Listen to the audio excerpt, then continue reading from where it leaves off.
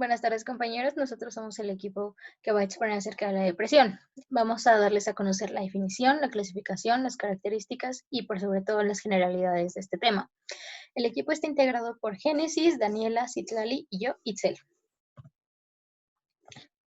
En el contenido del tema nos vamos a meter en las definiciones de la OMS, de la APA, la clasificación del DSM-5 y conceptos de acuerdo a ciertas teorías, como el psicoanálisis, la humanista, la gestalt y la interpersonal. La Organización Mundial de la Salud en el 2017 definió la depresión como un trastorno mental frecuente, que se caracteriza por la presencia de tristeza, pérdida de interés o placer, sentimientos de culpa o falta de autoestima, trastornos del sueño o del apetito, sensación de cansancio y falta de concentración. En 2017, la Asociación Americana de Psiquiatría definió la depresión como una enfermedad médica grave y común que afecta negativamente cómo te sientes, cómo piensas y cómo actúas. Afortunadamente, también es tratable. La depresión provoca sentimientos de tristeza y o pérdida de interés en actividades que antes disfrutabas. Puede conducir a una variedad de problemas emocionales y físicos y puede disminuir la capacidad de una persona para funcionar en el trabajo y en el hogar.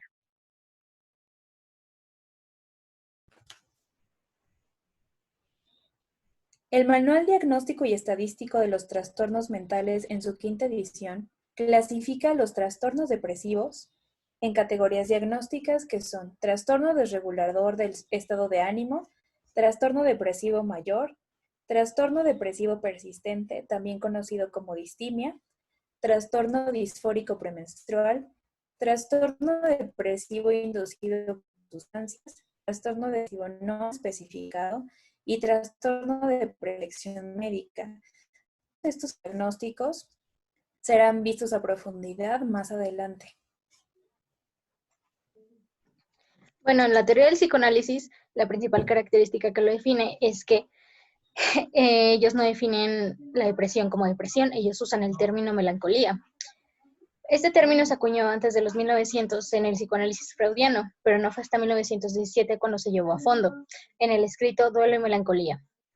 En este, Freud compara el duelo y la melancolía, encontrando como principal diferencia entre ambos, en el que la melancolía había una disminución del amor propio, siendo que en el duelo no la había. Además de ello, Freud establece a la melancolía como un estado, más allá de una de las principales afecciones por las cuales sus pacientes iban a terapia, siendo, por ejemplo, el síntoma de la inhibición, la angustia.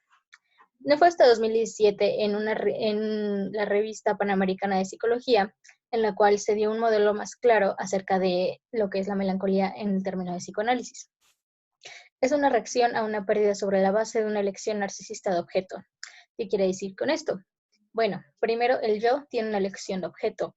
El yo tiene un objeto que es la causa de deseo, en la cual deposita una carga energética libidinosa muy alta. Sin embargo, este objeto se pierde. En el duelo es lo que pasa con la pérdida del objeto amado. La persona muere, pero en la melancolía no necesariamente tiene que ser esto, sino que es una pérdida ideal en la cual simplemente la relación con el objeto, con la persona dejó de existir. Es el objeto erótico perdido. ¿Qué pasa con esto? Se le dice narcisista porque toda esta carga libidinosa que se encontraba en el objeto se le regresa al yo antes de llevarla a otro objeto, por lo cual el yo se siente identificado como aquel objeto perdido y abandonado. Es una pérdida del yo, y la pérdida del yo conlleva un delirio de empequeñecimiento. El delirio de empequeñecimiento se caracteriza porque el yo se siente indigno de estimación, incapaz de rendimiento valioso alguno y es moralmente condenable. Además de que con este delirio vienen características como el insomnio, la falta de alimento y el sojuzgamiento, en el cual se domina y se somete al yo de una manera violenta. La corriente humanista existencial busca ver el lado positivo y potencial a desarrollar del ser humano para obtener la felicidad y autorrealización. En esta no se hace un diagnóstico ni se agregan etiquetas de alguna enfermedad, sino que los malestares se interpretan como un proceso que está sucediendo en la vida del ser humano.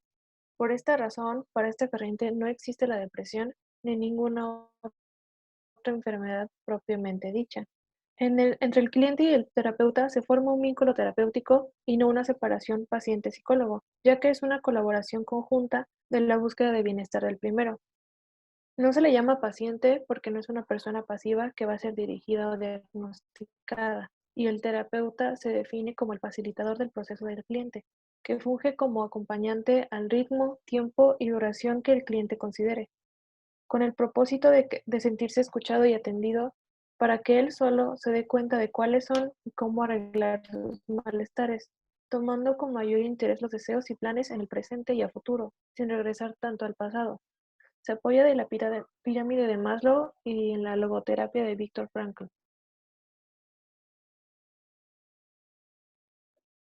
Enfoque Gestalt. Primeramente, la psicología de la Gestalt es una corriente de la psicología moderna que tuvo origen en Alemania a inicios del siglo XX. El término Gestalt puede traducirse como forma, estructura o configuración, y se va a enfocar principalmente en el estudio del pensamiento, aprendizaje y percepción como unidades enteras. En contraste con la medicina tradicional, que considera la depresión como un trastorno del estado de ánimo que debe ser arreglado, los terapeutas de la Gestalt definen a la depresión como una fijación patológica de un mecanismo inicialmente útil de ajuste depresivo. Y los síntomas que comúnmente la caracterizan, como puede ser bajas de ánimo, disminución de energía, problemas para concentrarse y aumento del cansancio, son más bien desde la perspectiva de la Gestalt un fenómeno que la acompañan. Además, es importante tener en cuenta la dinámica de las relaciones entre la persona deprimida y su ambiente.